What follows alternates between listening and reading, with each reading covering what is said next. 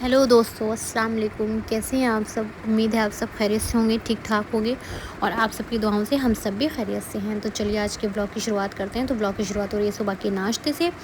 तो आज ब्रेकफास्ट में खाने का मन था छोले और भटूरे, क्योंकि महीने में 1 या 2 दफ़ा जो है ये भी अच्छा लगता है।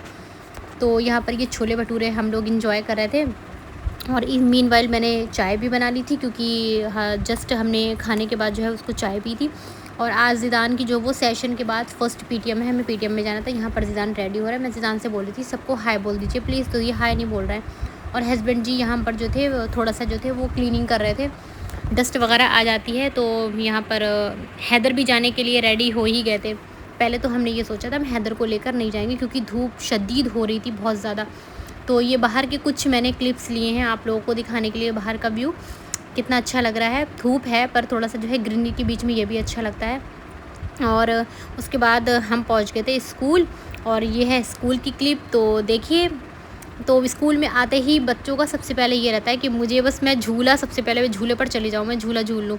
उसके बाद ये हम वापसी कर रहे थे, पीटीएम हो गई थी। बहुत ही अच्छा जो है रिव्यू मिला ज़िदान की मैम की तरफ से, बहुत अच्छी परफॉर्मेंस है माशाल्लाह से ज़िदान की क्लास में।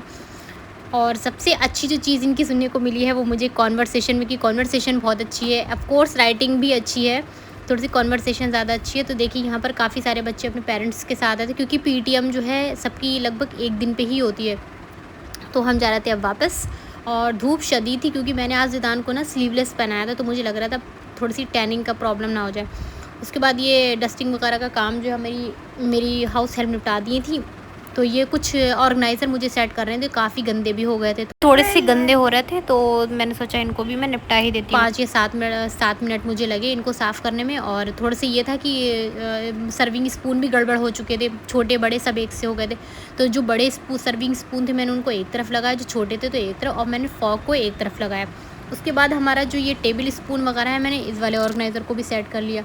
अच्छा, ये रहता है कि अगर चीज़ें साफ़ सुथरी रहें, ऑर्गेनाइज़ रहें, तो एक अच्छी वाइब भी मिलती है और देखने में भी अच्छा लगता है, सुकून भी लगता है, सेटिस्फेक्शन मिलता है काम करने में भी। तो यहाँ पर मैंने दूसरा ऑर्गेनाइज़र को भी सेट कर लिया था। तो ये बहुत बड़ा काम नहीं है, 5 से 7 मिनट लगते हैं, तो ये काम भी मैंने फटाफट से कर लिया था। उसके बाद ज़िदान आने के बाद मुझसे बोले कि मम्मा मुझे वाटरमेलन कट करके दे दो आप सबसे पहले। और आने के बाद मैं भी फ्रेशन अप हुई, और बच्चे भी, क्योंकि धूप शदीद थी। और आने के बाद मैंने जो है वो ग्लूकोज़ का वाटर बनाया था, क्योंकि ज़ाहिर है थोड़ा सा हाइड्रेट रहना भी बहुत ज़रूरी है। पसीना बहुत आ रहा था, गर्मी बहुत हो रही है इस टाइम पे, धूप भी काफ़ी तेज़ थी। और आने के बाद मैंने वाटरमेलन कट किया, तो मैंने ये एक थाली में ही कर लिया था कि सब लोग एक जगह पर ही खा लेंगे। अच्छा, तो एक चीज़ है, जब भी मैं वाटरमेलन कट करती हूँ, आप लोग वीडियो में देख रहे होंगे, मैंने ट्रे रखी हुई है, इस वजह से रखी है क्योंकि जो भी अगर मैं वाटरमेलन कट करूँगी, जिसका जो जूस वगैरह है वो ट्रे में ही आ जाएगा और काउंटर हमारा साफ़ रहेगा। तो ये देखिए, मैंने सिर्फ ट्रे को वॉश करा था और काउंटर हमारा वैसे ही साफ़ है। और इन छोटे छोटे ट्रिक्स से हमारा जो है टाइम भी कम कंज्यूम होगा किचन में। तो उसके बाद मैं फिर से वापस ले आई थी थाली। ज़िदान ने मुझको बोला मम्मा इसमें सॉल्ट भी नहीं है, सॉल्ट डाल दो आप। फिर मैंने इसमें थोड़ा सा सॉल्ट डाला, थोड़ी सी काली मिर्च डाली, क्योंकि थोड़ा सा अच्छा डाइजेशन करती है। उसके बाद मैं आ गई थी फिर से दोबारा किचन में खाना बनाने। तो फटाफट से मैंने जो है वो दाल बनने के लिए रख दी। तो ये मसूर की दाल बन रही है, और उसके बाद मैंने इधर साइड में जो थे वो चावल भी बनने रख दिए थे। गर्मी में पता नहीं थी, ये दिल होता है कि बस जादू हो जाए और जादू से अपने आप ही सारा खाना बन जाए। सबसे बड़ा काम लगता है गर्मी में खाना बनाना गैस स्टोव के। तो यहाँ पर मैंने जो थे वो चावल भी रख दिए थे बनाने के लिए, और टाइम बहुत ज़्यादा नहीं हुआ था, स्कूल से भी हम टाइम से आ गए थे। तो उसके बाद मैंने यहाँ पर जो है प्लेट्स वगैरह निकाल ली थी खाने के लिए, और यहाँ पर मैंने ज़िदान को जो है वो सबसे पहले सर्व कर दिया था, क्योंकि ज़ाहिर है बच्चे टाइम से खा लेते हैं, थोड़ा सा माओ को सुकून हो जाता है कि बच्चों का पेट भर गया है। तो अच्छा, मैं थाली में इसलिए देती हूँ कि बच्चों को सारे न्यूट्रिशंस एक थाली में ही मिल जाएंगे। इसमें मैंने थोड़े से चावल दिए हैं और थोड़ी सी दाल, थोड़े से अनियन दिए हैं। और ज़िदान अचार नहीं खाते हैं। हम लोग भी खाना वाना खा के फ्री हो गए थे, और ये था 4 बजे का टाइम। मैं आ गई थी किचन में, मैंने थोड़ा सा सब्ज़ियाँ वॉश करी, और उसके बाद ये कुछ कपड़े वॉश करे थे। तो शाम को मुझे बनाने थे कटहल के कबाब, तो मैं कटहल के कबाब की रेसिपी आप लोगों के साथ शेयर करने जा रही हूँ।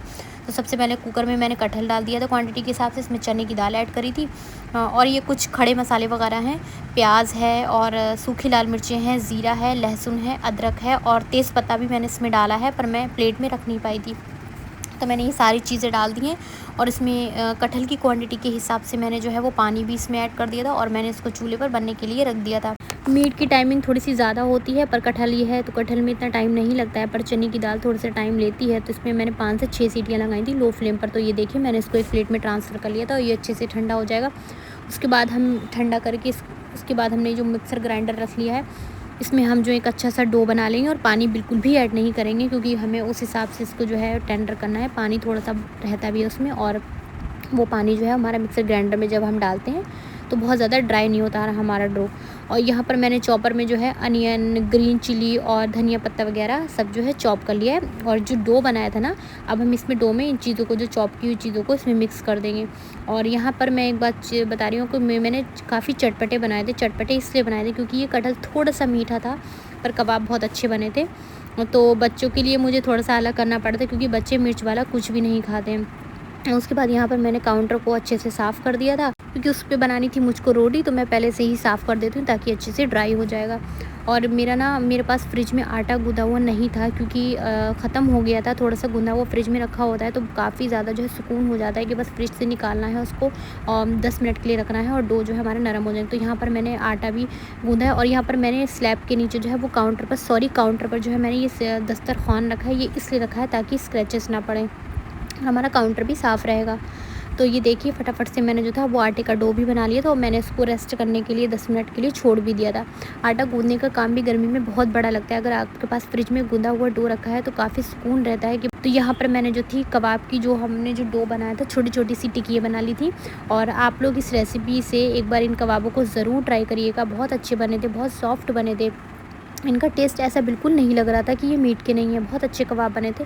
तो मैंने सारी टिक्कियाँ जो थी वो एक बार में बना ली थी और इसमें जो है पानी लगा के मैंने हाथ पर बनाई थी, क्योंकि वो हाथ पर काफ़ी स्टिक हो रहा था और मीट स्टिक नहीं होता। उसके बाद मैंने यहाँ पर सारे कबाबों को जो है जिनको जिनको जैसे जैसे खाना थे, मैंने उस तरह से उसको जो है वो फ्राई कर लिया था। और फ्राई करने के बाद यहाँ देखिए हैदर ने कुछ गड़बड़ कर दिया था, तो हैदर को यहाँ पर डांट पड़ रही थी और हैदर के आप लोग रिएक्शन देख सकते हैं। तो देखिए हैदर के रिएक्शन, बहुत ज़्यादा शौक में था कि मुझे ऐसे डांट पड़ रही है। उसके बाद हम लोग जो थे बाहर चले गए थे, क्योंकि हमें कुछ काम था, काम से निकले थे बाहर।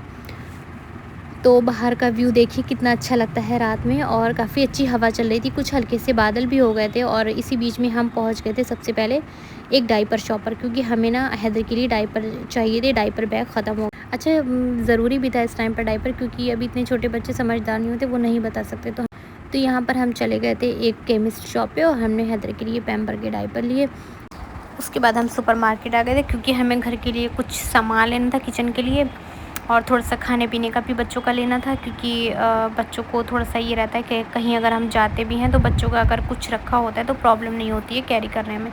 तो बच्चों के लिए कुछ लेना था और कुछ किचन का भी लेना था कुछ ऐसा, और 1-2 चीज़ें हस्बैंड जी को भी चाहिए थी, तो स्नैक्स वगैरह के लिए उन्होंने भी ली। और कपड़े वॉश करने के लिए हमें डिटर्जेंट वॉश भी लेना था, तो वो भी ख़त्म हो गया। तो हमने ये जो है, ये बकेट वाला तो नहीं, हाँ ये जिसे ऐड बॉक्स होता है उसकी तरह, ये मुझे बहुत अच्छा लग रहा था, इम्पैक्ट वॉश, तो मैंने ये लिया था।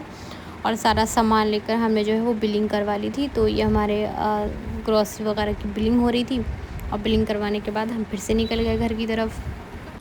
ये थी दूसरे दिन की क्लिप, क्योंकि हमें जाना था सिटी में कहीं बाहर।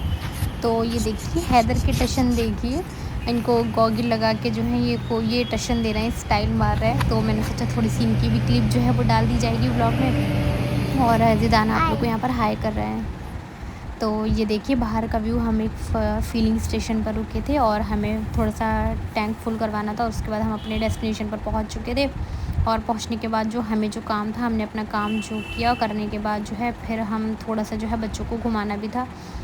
तो इसी बीच हमें क्लोथ आउटलेट पर पहुंच गया। तो मुझे कुछ बहुत ज़्यादा ख़ास कुछ अच्छा नहीं लगा, तो मैंने नहीं लिया। और व्लॉग ज़रा भी अच्छा लगे लाइक ज़रूर कीजिएगा, शेयर भी कीजिएगा, चैनल पर नए हो तो सब्सक्राइब भी कीजिएगा। और मिलते हैं एक नए व्लॉग में, तब तक के लिए अल्लाह हाफिज़, दुआ में याद रखिएगा।